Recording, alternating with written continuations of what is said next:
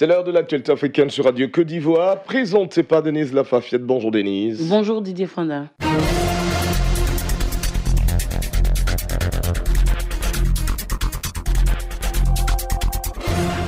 Bonjour à tous et merci de nous suivre. Au moins 20 000 mineurs malawites illégaux ont été expulsés des sites aurifères par les autorités. Une expulsion qui fait suite à une ordonnance du gouvernement exigeant la fermeture de plus de 5 sites artisanaux. Jérôme Kwaku.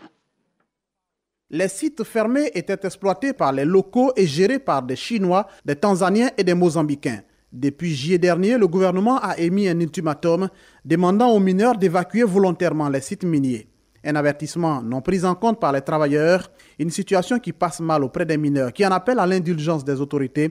Plus de 40 mineurs et acheteurs ont été mis aux arrêts. Certains d'entre eux sont toujours en garde à vue en attendant d'être traduits en justice. Des cas de violence ont été rapportés par les travailleurs qui décrivent des scènes de violence de la part des forces de l'ordre. Une fermeture très critiquée par les populations et mouvements de défense des droits humains. Ces mines étaient la seule source de revenus de plusieurs familles. Des accusations que dément formellement Sangwani Firi, le porte-parole du ministère des Richesses naturelles. En 2012, la Banque mondiale a alloué des fonds au gouvernement pour réaliser une cartographie géophysique aérienne afin de déterminer le type de ressources minérales dont dispose le pays ainsi que leur quantité. Bien que les résultats de l'enquête n'aient pas encore été rendus publics, des rapports non officiels indiquent que le pays possède de riches gisements d'or, de charbon et d'uranium. Des rapports qui ont poussé à une prolifération d'activités minières illégales dans plusieurs parties du pays où des acheteurs du Mozambique, de la Tanzanie, du Zimbabwe et de la Chine exploitent sans permis et achètent à moindre coût. Mais depuis la semaine dernière, tous les sites aurifères sont sous surveillance policière. Andry Rajoelina, arrivé en tête du premier tour de la présidentielle du 7 novembre, dénonce des manipulations dans les résultats officiels. L'ancien chef de l'État malgache a appelé lundi la justice à trancher. Il a décroché 39,19% des suffrages devant l'ancien président Marc Ravalomanana, 35,29% selon les résultats publiés samedi par la Commission électorale nationale indépendante. Nadège Kofi pour plus de détails. Aucun des 36 candidats en liste n'a pu s'imposer dès le premier tour en remportant au moins 50% des suffrages. Un second tour devra donc départager Andry Rajoelina et Marc Ravalomanana, les deux frères ennemis, le 19 décembre prochain.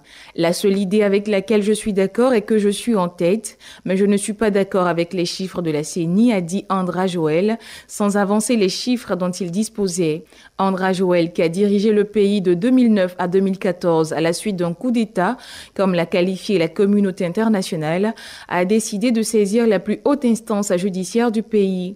La Haute Cour constitutionnelle doit trancher sur ces problèmes dans le sens de l'équité, a-t-il estimé, promettant une victoire à ses partisans. La Haute Cour constitutionnelle doit proclamer d'ici fin novembre les résultats définitifs après examen des requêtes des candidats.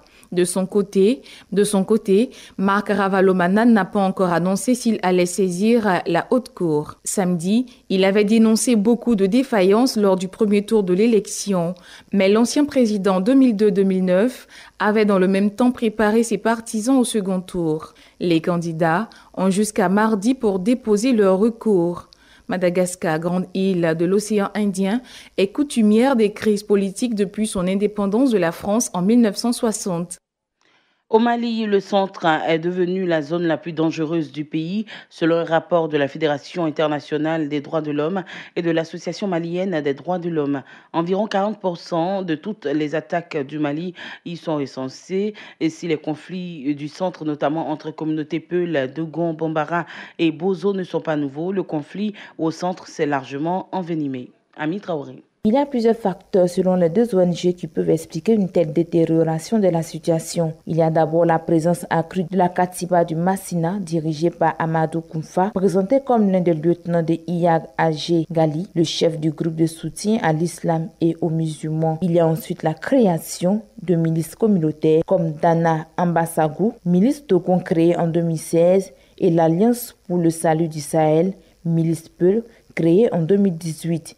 Ces groupes armés qui défendent leurs ethnies ou communautés s'attaquent à des civils, générant parfois des massacres. Selon le document, au moins 500 personnes auraient été tuées, 50 villages brûlés entre janvier et août en raison d'affrontements communautaires. Et il y a enfin Les forces armées maliennes qui, selon cette enquête, sont responsables d'environ 20% des violences des droits de l'homme depuis le début de l'année. Responsables d'une caravane de la mort, une opération antiterroriste appelée Dambé, lancée en 2017 au cours de 6 opérations ciblées entre février et juillet 2018 à Sokolo, Dioura, Finadje, Togo, Boulikessi et Nantaka. Au moins 67 personnes auraient été exécutées sommairement et il y aurait eu au moins 6 fosses communes. La réponse des autorités n'est toujours pas parvenue à l'AMDH et à la FIDH à l'heure de conclure le rapport. Et puis, les insurgés de la localité tchadienne de Miski, située dans les montagnes du Tibesti, au nord du pays, ont dénoncé hier la situation humanitaire catastrophique pour les habitants de Miski suite au blocus de l'armée tchadienne. Le blocus touche des personnes âgées et des femmes, en plus des 1000 hommes insurgés, selon un ex-sous-préfet de Yébibou, dont Miski est le chef-lieu. C'est la fin de ce bulletin Afrique sur Radio Côte d'Ivoire. Merci de nous avoir suivis. Prochain retour de l'actualité, 9h.